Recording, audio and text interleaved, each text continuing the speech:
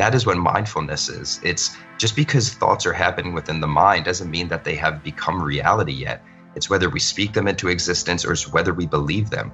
And learning to remove yourself from these thoughts is a very powerful way to liberate yourself, to feel good in each and every moment within this existence that we are all coexisting and experiencing together. So trust and believe that something good is going to happen because you are feeling good.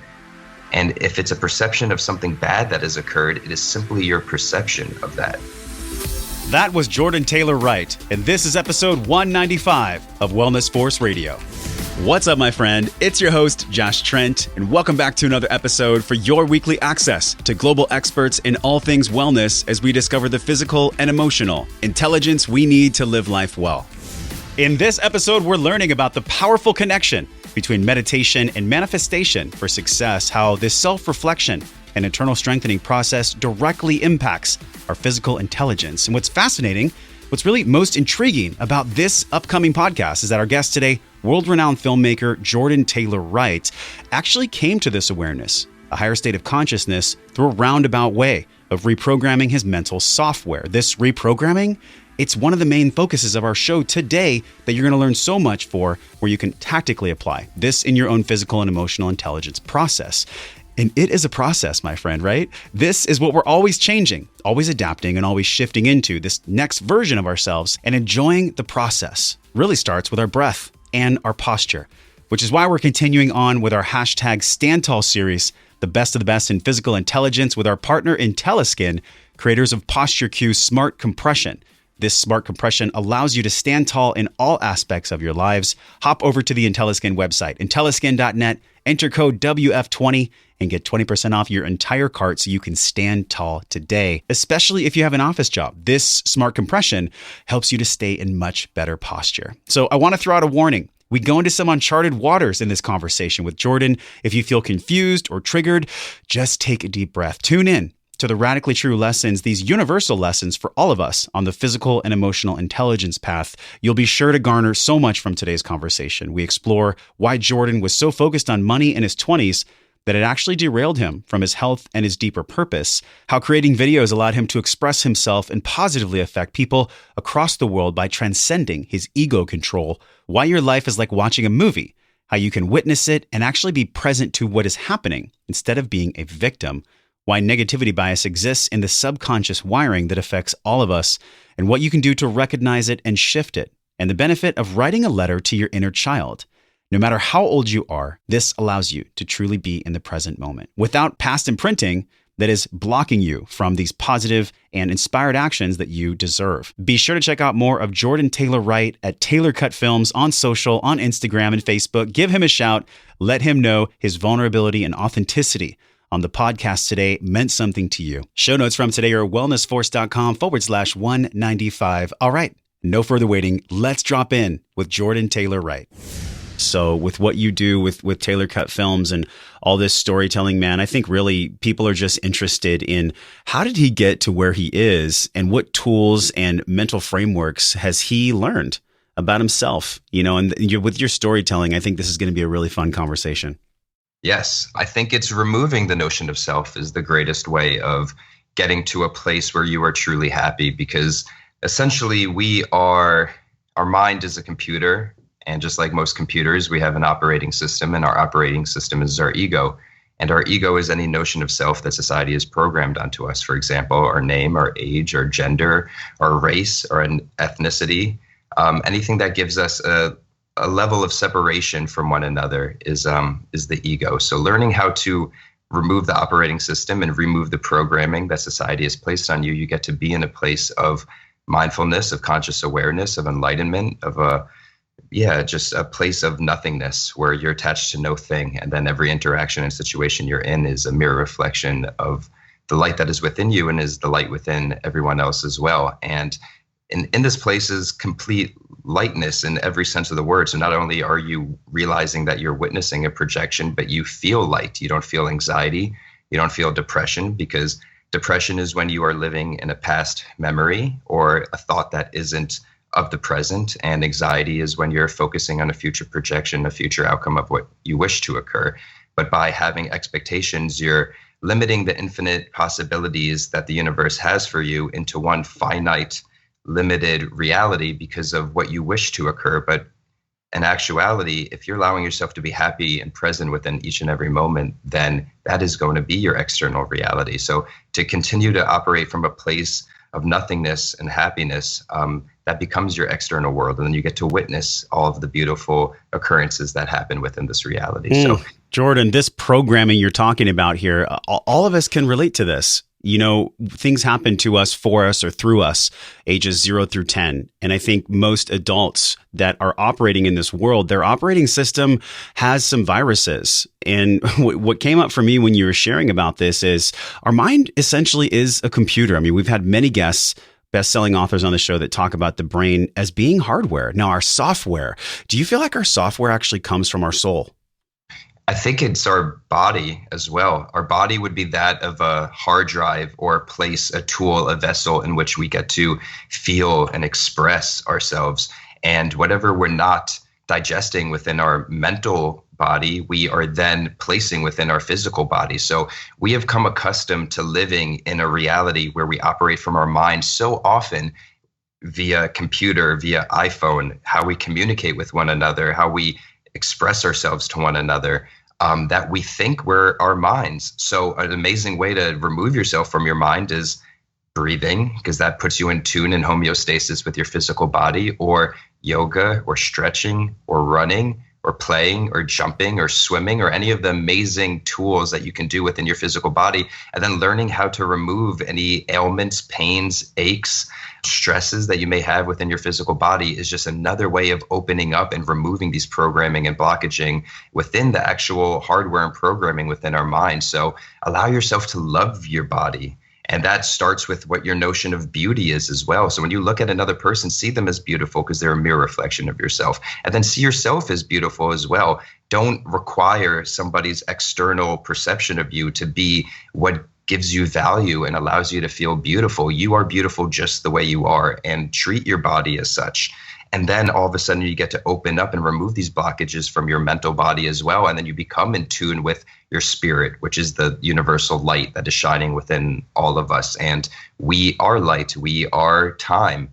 Time is a nonlinear construct, so it doesn't exist. Humans have used it as a measuring system. But in actuality, the past is a story and the future is a projection. All that truly exists is right now. And day and night is just the earth rotating, but the sun and moon are still in space out there regardless. So we just use that as a way to start to label our time in order to operate within the program matrix that we exist in. But be in tune with your body and love your body and feel good always, and know what that state of feeling good is. And then you get to allow yourself to operate at a place of conscious awareness.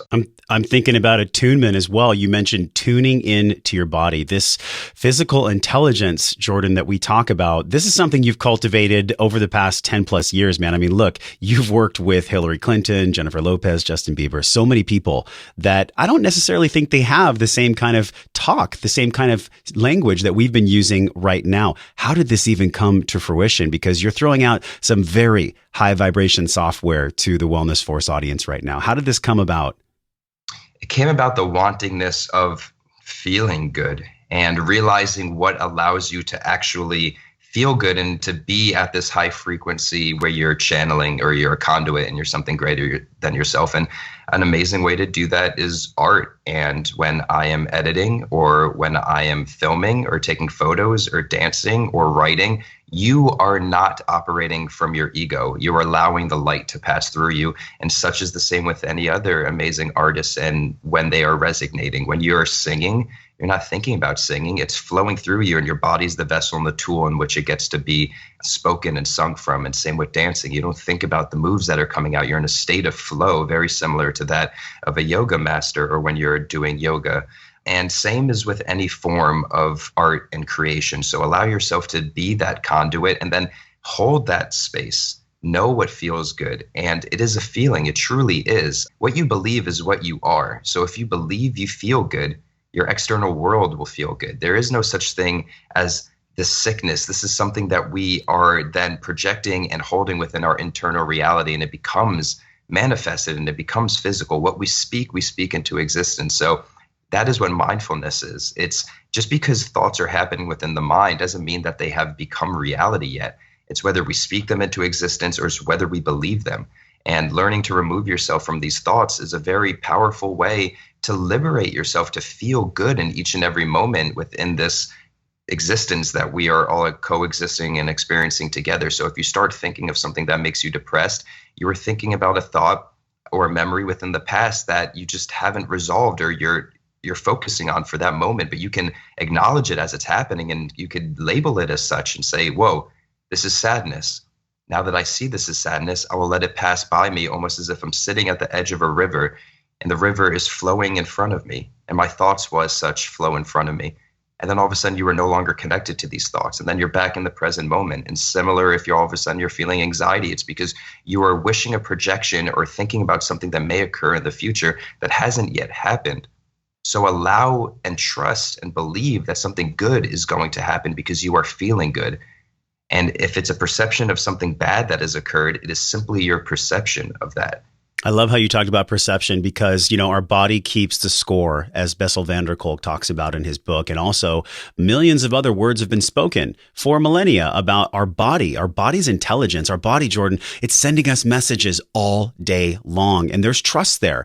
People might hear you talk right in there and they're like, it's easy for Jordan to say. Jordan's found his dream. He's living his dream. He's executing on his soul's purpose, his soul's calling. But it always wasn't like that for you, man. In your early 20s, you chased money. Your thought patterns were so different. Take us back to that point, because people feel you now as someone totally different. Yeah, and there is no such thing as a soul's purpose. It's we are light, we are a frequency. So whatever light and frequency we are holding, that is where we will continue to go and create. So we aren't in control of what's happening. We get to witness it based on our internal feeling and our internal resonancy. Yeah, when I was in my early 20s, I was operating from my ego self, which was wanting the world to love me based on my stature and quote unquote measurement of success by how society defines success. So I wanted money because I wanted to be amongst the elite and respected. And I wanted to have followers because I wanted to have recognition and validity as to what I, as my ego, was doing. But that doesn't fill you, and learning that doesn't fill you is a beautiful mirror reflection and experience to have. And I was blessed to be able to have the mirror reflections of that in who I got to create with, whether it be Usher or Justin Bieber or Maureen Garrix or these beautiful, amazing, talented creators. You get to witness that money isn't what's going to make you happy. You are expressing your art, and if you're being true to what you're saying, if everything you say is truth, everything you do is truth, then the universe rewards you with what you want. And if you want is money, that is just a reward from operating from your heart space. It is like being in Mario and running around and playing and finding gold coins along the path. You're not searching for the gold coins as you're doing it. You stumble upon them because you are actively manifesting them by allowing yourself to feel good within that moment. I love the Nintendo reference. That is such a fun one. I think we all can relate to this. When I was a kid, I played Nintendo, and it's the enjoyment of the game, Taylor. It's like we're playing the game of life here. How have you shifted, though? I want to go back to this because a lot of people are thinking, wow, Taylor is #WokeAF. On top of that, he also has an understanding about the power of language. The language you've been using over the past 10 minutes is very different than what's portrayed in the media and everything else. So when you were in that space in your early 20s, when you were focused on the money, Jordan, when you were focused on getting this kind of bottomless pit that we all can fall into of wanting love from other people and other things besides ourselves, how did you cross the chasm? One, you can express yourself in a way that is not connected to your ego. So by creating videos, it was a way of expressing the audio and visual resonancy and pairing that allowed something to channel through me that was greater than my ego self. And it also got to affect not only myself, but other people in a beautiful way. Because when you watch and you hear and you see something, it rather, if you process it consciously or not, you will feel it within your subconscious. You will feel something. If you listen to music and you get goosebumps, you feel it. If you're watching a film and it allows you to cry, you feel it. You may not understand why exactly it is touching you in the way that it's touching you, but it's expressing something that's on your light soul level. So the ability to create that while I was going through the transition of removing the ego was very much a way to hold that space, and continuing to do that and allowing that to be the majority of how I allowed my time to be spent allowed me to hold in that resonancy and that frequency for an extended period of time, and realize that, oh, my base feeling can be this of homeostasis, of feeling good. I think now our mind bodies and the way we see in society and how people speak and what you're referring to and what people choose to consume is we are almost taught to feel anxious or upset or depressed more so with sprinkles of happiness based on the little things that we're doing outside of our quote unquote work. When in actuality, our base feeling is that of love and happiness and being present. And then we just have added attachments and blockages onto it. So allowing yourself to remove the blockages of, oh, I have to work a 9-to-5 job, or I'm a white man who lives in this type of society. Once you get to break all of those labels of who you are and you get to look at other people as, oh, everything I'm looking at is a mirror projection. And another analogy I love using is when you're in a movie theater watching a film, we are looking at the screen and we believe so much about what's on the screen that we are teleported and we believe it and we live within that moment while it's happening.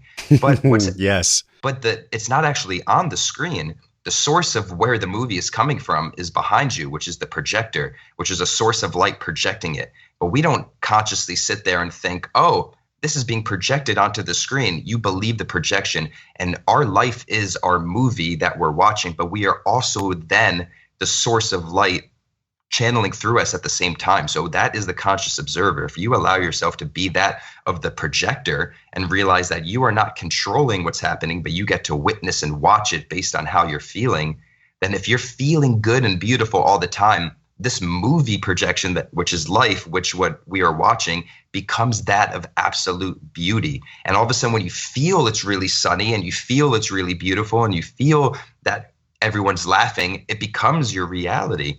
So allow yourself to feel the beauty you want to see in the world, because it literally becomes that. So it's about holding on to that space and holding on to that feeling. And if you feel like it's a far off dream for you right now, just tune into what makes you feel good, whether it's breathing, whether it's yoga, whether it's writing, whether it's singing. You know what makes you feel good. And that's why being a kid or having that innocence is having no notion of self. It's having no notion of how people perceive you. It's okay with being in Zen or in Tao, being a fool and allowing yourself to be a fool because you are living within the present moment, unaware of how others are perceiving you. So you get to live within that space and feel that again.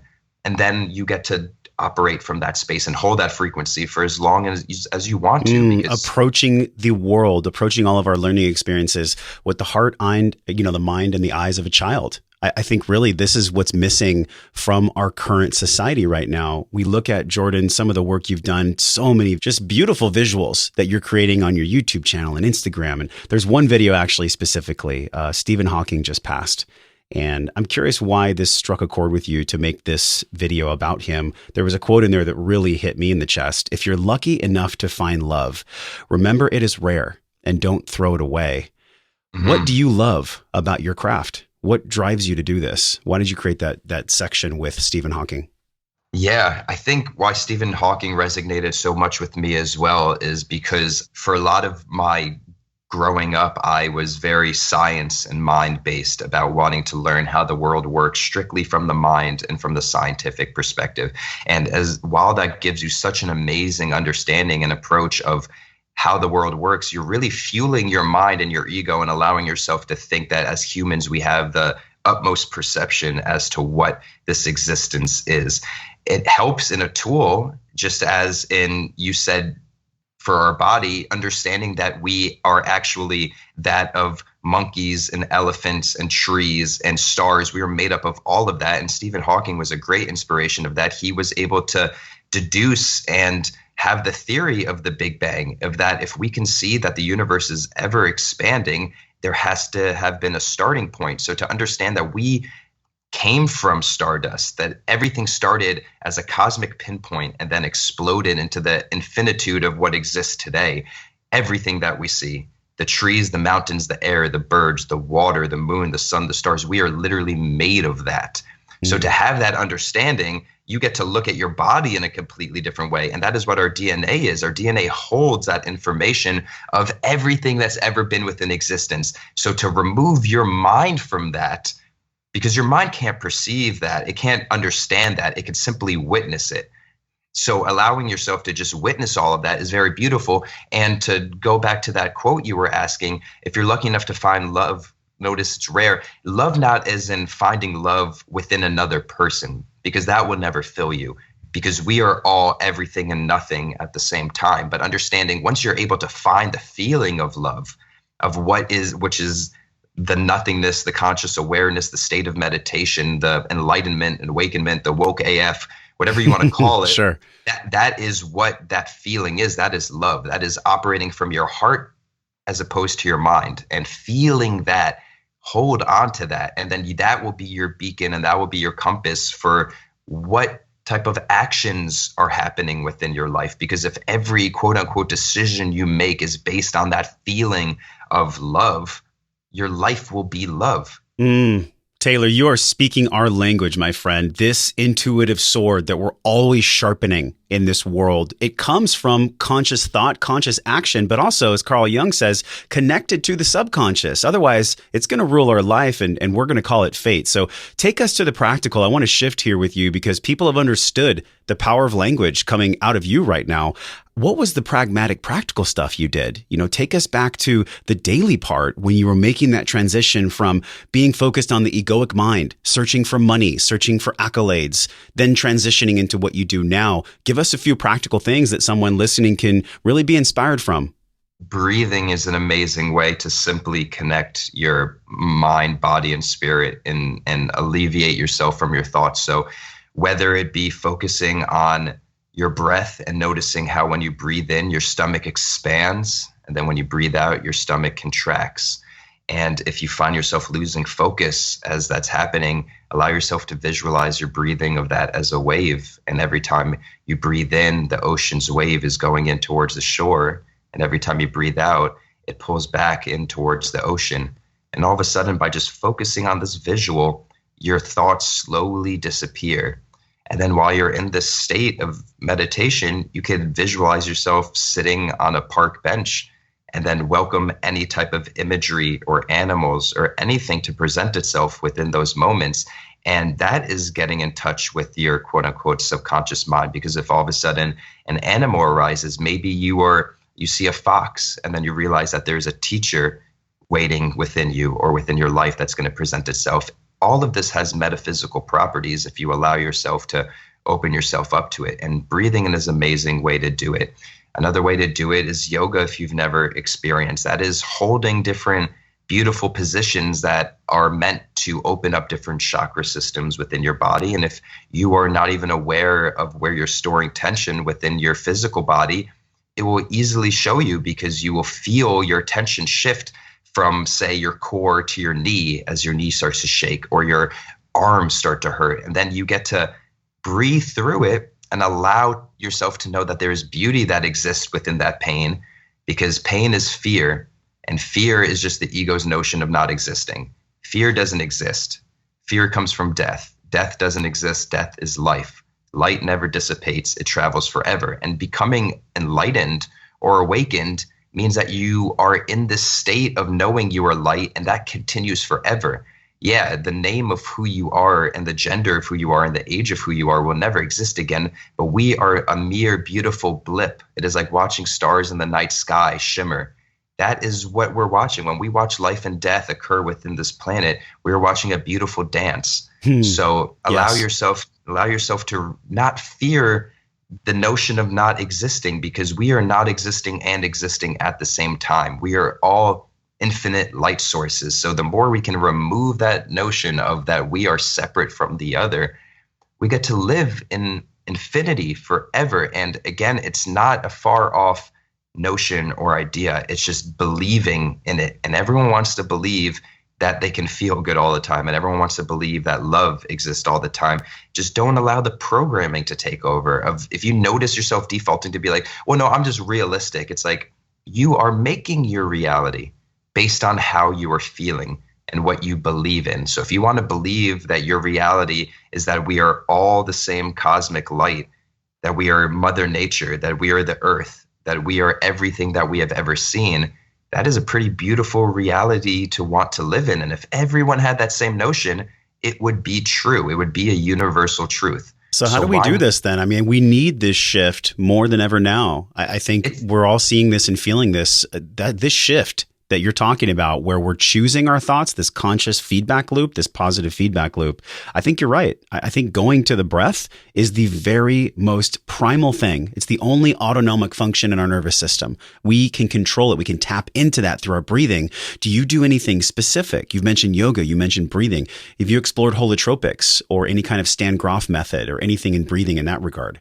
More so witnessing the thoughts that you are thinking. So even if you decide to focus on your breathing, that's amazing. It gives you almost a pause and a respite of stepping away from your thoughts, but then not allowing them to flood back in again, like floodgates. So once you're in that space, really allow yourself to feel what that space is and allow yourself to enjoy it, because it's a beautiful, and don't think like, oh, because we're programmed to think I'm not allowed to relax. I'm not allowed to rest in this moment because I have work to do. There's things I need. And all of a sudden you feel those thoughts start to rush back in. So allow yourself to really be within that moment. And then from there, you can either start to write and allow yourself to flow and write. That's an amazing way to put things into existence. That's muscle memory again. That's why physically writing is amazing, because you get to feel your arms and hands put this into existence. So feel that happening. Another way of doing it is allowing yourself to find a means of expression. So we are all creators. We are all artists. It could be writing. It could be allowing yourself to sing. It could be painting. It could be drawing. It could be photography. It could be anything, but find the ways of sharing your stories and visuals, because the more you think you have to keep everything bottled up, and you are not what you want to be, then you are never going to be that. And you are essentially going to be a volcano, and it's going to erupt. It's going to erupt at one point or another. And that's where sicknesses come in. And that's where cancer comes from. And that's where all these ailments come from, is because we store so much within our physical body that we are not allowing ourselves to just let it flow through us. Have you dove into the work of the presence process, Michael Brown, with emotional inventory, really exploring the fear? Have you ever dove into that work before personally? No, but I've experienced ego death in a numerous amount of ways. How did you experience it? I'm curious. Mirror work is an amazing way. If you want to stand and look in the mirror and look within your eyes with the intention of being in tune with your conscious awareness and not looking at the projection of the ego, that we all have a notion of what we look like when we go into the mirror. We all have mirror faces that we put on, or there's a certain hairstyle that we want to do that we feel comfortable with, or a certain scent that we want to have. Allow yourself to look into your eyes in a mirror, knowing that you are projecting, and witness the conscious awareness behind the ego. And it could take a minute, it could take 5 minutes, it could take 10 minutes, but you could even start with one eye. You can notice that the right side of your body is your masculine side, and the left side of your body is your feminine side. And we are all the non-duality between masculinity and femininity, not as in male and female, as in the gender and genitalia, but as in the metaphysical properties of masculinity and femininity. Masculinity is that of fire, of creation, of force, and the masculine has created and shaped this technological world that we live in. But then femininity is that of receiving, is that of openness, is that of birthing, is that of a womb, and allowing yourself to be fully open.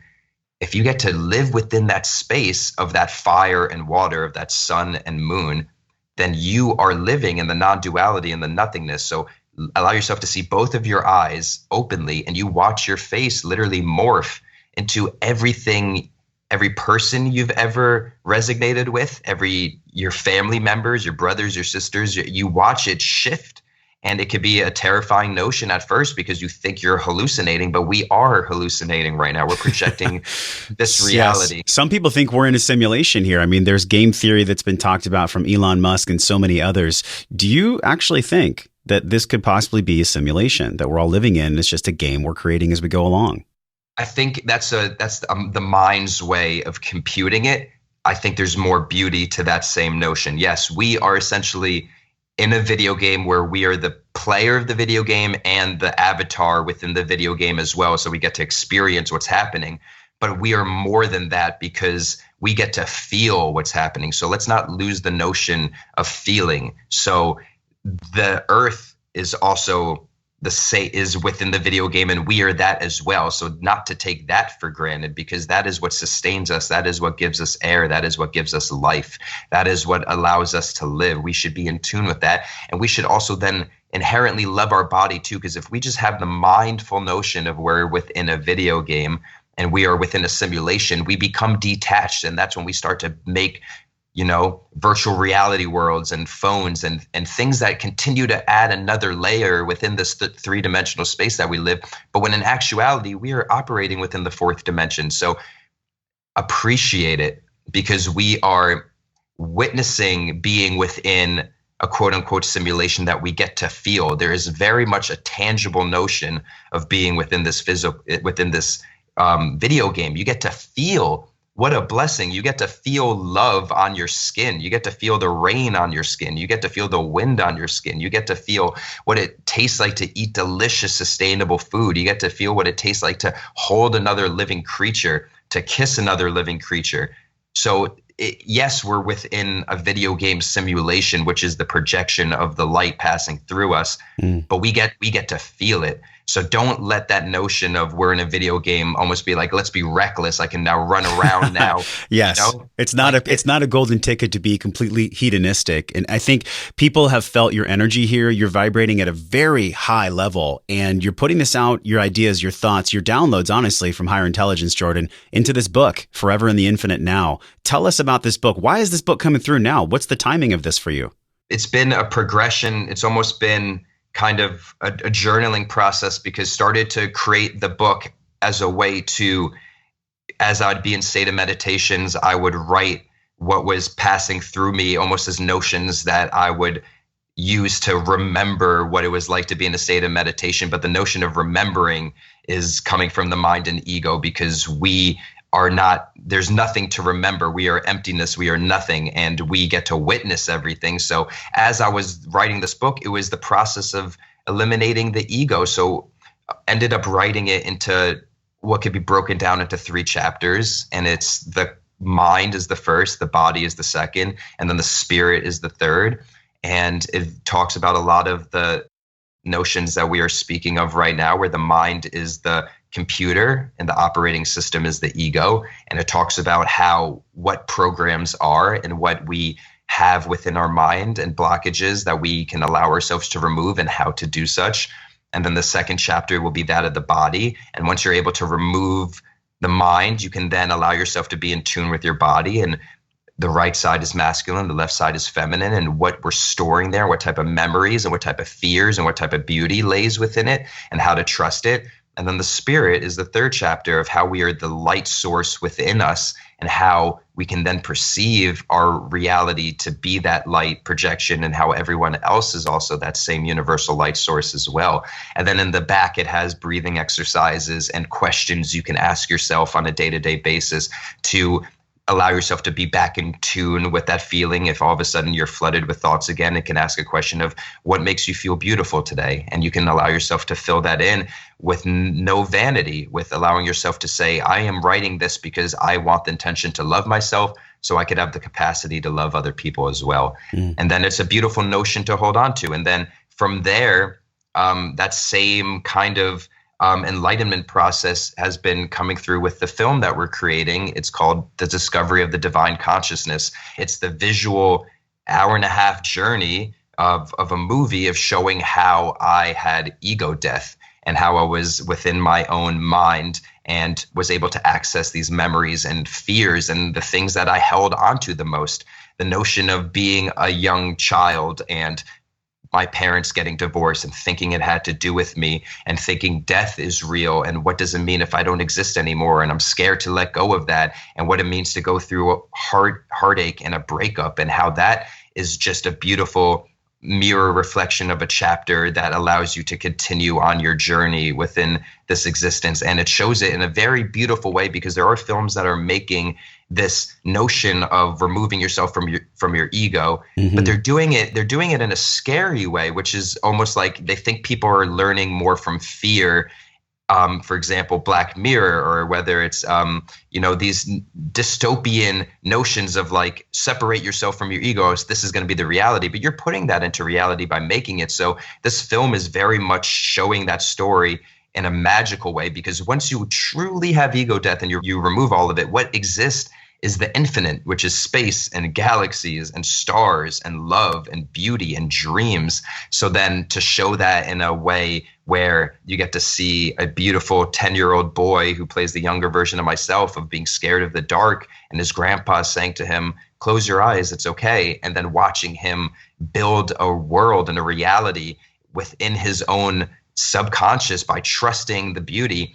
I'm so excited and honored and humbled to be able to present that to the world, because I know it's going to resonate at a level that is very deep. Because like I mentioned before, witnessing the combination of beautiful visuals and audio, it touches you even if you consciously don't understand it. So it's going to be a beautiful reflection for people to see, and I'm excited to share it.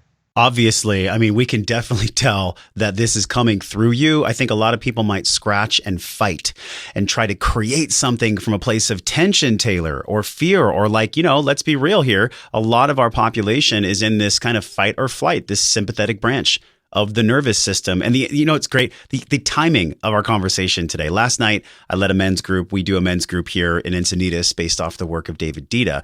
And it's funny, you talk about the 10-year-old self and really connecting to our inner young man or our inner young woman. This beautiful person inside of all of us, this little kid that maybe got things that they didn't want, or maybe they didn't get things that they truly needed. This is really our practice as adults. It's like the first 10 years of our life, we have things that occur, and then we spend the rest of our adult life in this meat suit, this existence, figuring out what it all means and how we can let go of these memories. We actually wrote a letter to everyone in the group when we were that young boy or young woman. This men's group, we wrote letters to ourselves. I'm going to send them to us in 6 months. So this is a tactical thing that everyone listening can do. Write your inner child a letter. Literally, write them a letter, let them know that you care about them, that you love them, and give them some grace because they did an incredible job. Taylor, have you done things like this before? Writing exercises to yourself? Maybe give us a sneak peek about maybe tactical or practical things that'll be in the book. Yeah, I've done meditation work where I would visualize myself as the 10-year-old version of myself, and I'd be in a dark room surrounded by nothing, and I approach a mirror and I look in the mirror and I allow myself to love myself fully and to remove any memories or thoughts that may have been projected onto me by other students or by family members or by the outside world, saying that you aren't good enough or that you aren't able to feel love or that there's something wrong with you, and allowing yourself to let go of those notions and then to continue to journey from this dark room. And you open a door, and as you walk down this door, you're in a beautiful forest and you watch yourself grow older into the version that you are today. And you get to shed and remove all of that because that was projected onto you. It has nothing to do with you, and you believe it because you had a beautiful heart and you felt, so you sympathized and you had empathy and you felt all of that. But in actuality, you aren't a 10-year-old boy or you're not a 10-year-old girl. You're neither a man or a female. You are nothing and everything at the same time. So none of that are attachments you have to hold on to any longer. So you could free yourself from all of that. And then you get to look at every person and everything as a mirror reflection and an extension of yourself. And then you have no more weight. You have no more attachment. You have no more notion of being a child, because what we strive for when we say we want to be a children version of ourselves is we want to hold on to the innocence, which is the notion of being nothing, which is being a sponge, which is observing the world of nothingness, of creativity, of pretending when you're walking on your couch that the floor is lava and you can jump from one thing to the next, and you believe it so true within yourself. So it's having that notion and that feeling. It's not wanting to be a different version of who you are. It's just wanting to hold that feeling in that space. And that space is the default of who you are. And that is within our core. That is within us. So who is the book for then? I mean, because the language you're using is powerful and the thoughts you're thinking are not the everyday pace. So who is this for? Who's your tribe? Who's attracted to your work? And who do you want to read this book so it reaches them at their deepest core? Everybody. I explain it in a way too that it can be very digestible to the most scientific of mind if they are coming from a science-based process and that's their orientation and how that they've kind of been able to perceive the world. It's also written for those who are active meditation practitioners or spiritual healers, because it has the Taoist Zen approach to being nothing and everything at the same time. And it is also written, each page is only 4 or 5 lines with visuals on each page. So it's very much written for the younger generation who don't necessarily have a notion of what this is exactly tangibly, but they have that feeling. And the younger generation is the generation that feels it without us having to explain it. That is why we are the most liberal and accepting that we've ever been. That's why we are openly speaking about gun reform, and we're speaking about gender equality, and we're speaking about the Me Too movement, and we're speaking about all of these beautiful things that are occurring within today's societies, because it is the base of who we are, and we are no longer accepting any other alternative reality. So it is written in a way that you could open the book, read 4 or 5 lines, and right away understand what's happening. This practical piece too, that's what I'm feeling from you. It's not like somebody has to read the whole book in one sitting. It can be almost like a choose your own adventure. The thing that I really want to ask you here is I've been learning about you. I've been kind of feeling into who Taylor really is and just understanding that this has been a non-linear journey for you. There's been a ton of things that you've overcome. And even the space you're in now, this Hollywood space, this film space and media space, there is a lot of people that are disingenuous there. How do you continue to remind yourself of what's true for you? By perceiving the world as beauty, and every interaction that I have is that of a beautiful interaction. And it's been that for the past, I don't even have a notion of time anymore, but I get to spend my days speaking with beautiful people like you about mindfulness and conscious awareness, and then hang up the phone and speak to my producer about flying to Alaska tomorrow to film the Northern Lights in a sequence for the film where the younger version of myself is scared of being in school to give a class presentation and ends up wandering in the darkness and being in the Aurora Borealis and hearing the lights speak to him about how it's okay, you don't have to fear, you are everything and nothing. And then spending the next couple days speaking with other amazing creators about this TV series that we're creating called Self-Expression, where it showcases different amazing artists and how they perceive the world and why they decide to channel the light and create the art that they do, so other people can feel motivated and empowered to want to express their soul as well in whatever form without any type of fear of rejection or people judging them. So my life has very much become a reflection of my current state. So regardless of where I am physically, whether I'm in Hollywood, this is a place for creativity, which is beautiful. And it has a lot of people that are here to make money and be famous, but it also has a lot of people that are here wanting to express their voice and spirit and their soul, and to do it with other people so it feels good. And I've found an amazing tribe, and honestly, the whole world is your tribe, because if you go into every single situation realizing that nothing that's happening has anything to do with you, you're witnessing it. And if it feels negative, you're perceiving it as negative. And if they're projecting something negative onto you, it still has nothing to do with you. It's just the way that they are seeing the world, and they're doing the best they can at their current frequency. So to just allow that to be, and then all of a sudden you will continue to float down this river of life effortlessly, continuing to see each and every situation and each and every interaction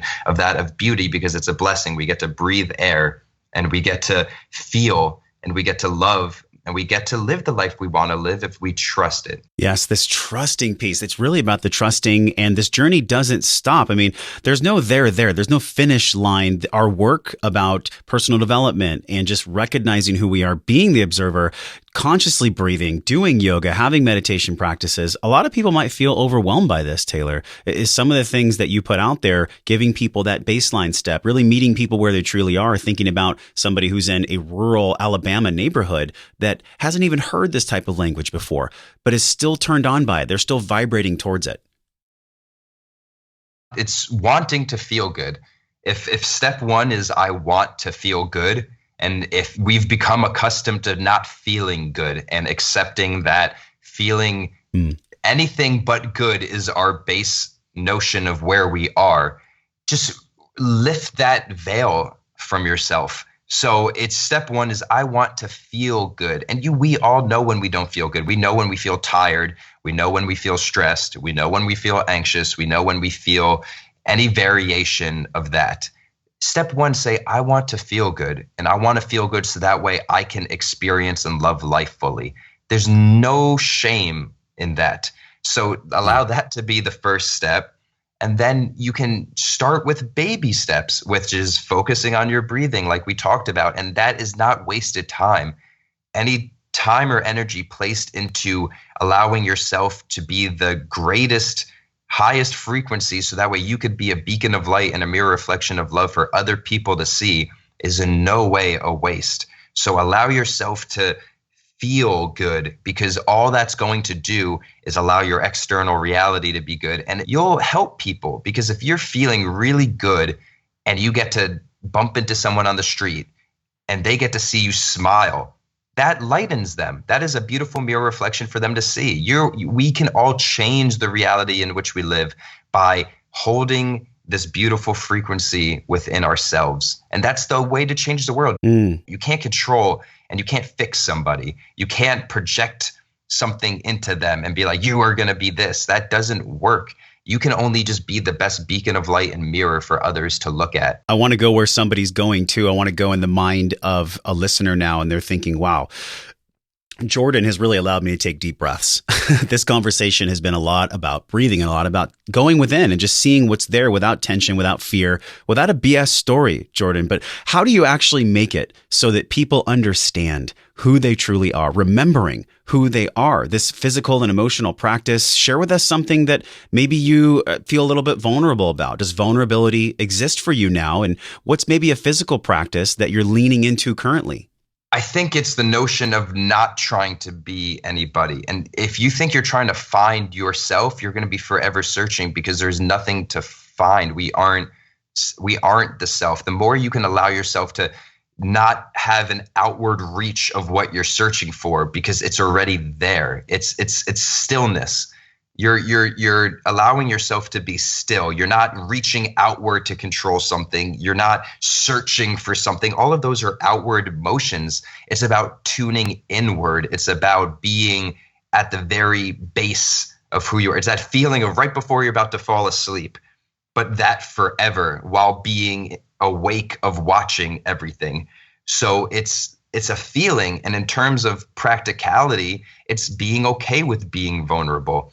I am vulnerable always because I am open always, but I am not scared ever because there's nothing to be afraid of. Start making a list of your fears if you want. If you want to start with the negatives of what the things are that really are holding on to you that you feel like you can't shake free from, start with that. I'm scared of drowning, right? It's okay. Write that down. And then try to figure out why you're scared of drowning. Why are you scared of drowning? You're scared of not being able to breathe. You're breathing right now. Allow yourself to breathe. Okay, I'm scared of dying. Why are you scared of dying? Because I'm not going to exist anymore. You are existing now and you will forever exist. But what will exist is not your ego. Cynthia at age 41 isn't going to exist forever. But that's beautiful. The universal constant in the universe is change, and we are always changing. We are always light continuing to move. I am the light that I see coming from the sun. That sunlight is 7 minutes away, according to science. So we are looking into the past when we are looking at the sun. Time doesn't exist. It's our perception of what's happening. So allow yourself to be like, I am nothing but I am everything I am looking at. And then allow that to be that kind of floating state of nothingness and everything at the same time. And it starts with removing the ego, which is just accepting every situation that you're in, every person that you meet, and just loving yourself fully, allowing yourself to love yourself fully and feel good fully. And mirror work, breathing, yoga, reading this book, watching the movie, whatever it may be, those are all amazing ways to continue to do it. That's what led you to this podcast. You're listening because there's something that we're talking about. There's something that Jordan is talking about, and it's resonating with you. So just trust that body's intelligence. Jordan, this has been a unique conversation, to say the very least, my friend. I'm thinking about ways that people can take action, learn more about you. We're going to link everything about you in our show notes across the web and on iTunes. We have 3 last questions for you, and they're quick. Yes. And it's just so people can connect with you at your deepest core. The first one is around physical intelligence. What is your line of work right now for your own physical intelligence? In other words, do you have a practice that you're currently still feeling fresh on, something that you're leaning into on a daily basis for your physical intelligence? Yes. Here in Los Angeles, there's this beautiful place called Sweat Theory that's down the street, and it's an infrared sauna. And I'll go most mornings for a sweat. And what's beautiful about infrared saunas are they heat you at the molecular level. So rather than warming the room externally and you getting warm from that, the infrared rays actually heat you from the inside out. So it's very much a molecular and DNA transformation. So you go and sweat for an hour, and that's an amazing way to release blockages or any negative thought forms or cords or programs that are existing within your body. So that's an amazing way for me to be in tune within my physical body. I stretch a lot. So if I am sitting on my computer editing, I will notice when I am holding tension within my shoulders or neck or back, and I will allow myself to get up and lay down and use a foam roller, or to put my legs over my head, or to touch my toes, or to trust your body and feel your body. And wherever you're feeling tension, just go through it and then lighten it up. And all of a sudden you'll step back up and you'll be lighter and you'll feel happier. That's another amazing way to be in tune within your physical body. And then eating. We are plants. We require sunlight and oxygen and water just as plants do. And very much so what you put into your body is what you literally are. So I am plant-based. I have been, and it feels amazing. So consuming things that are from the earth and that aren't processed.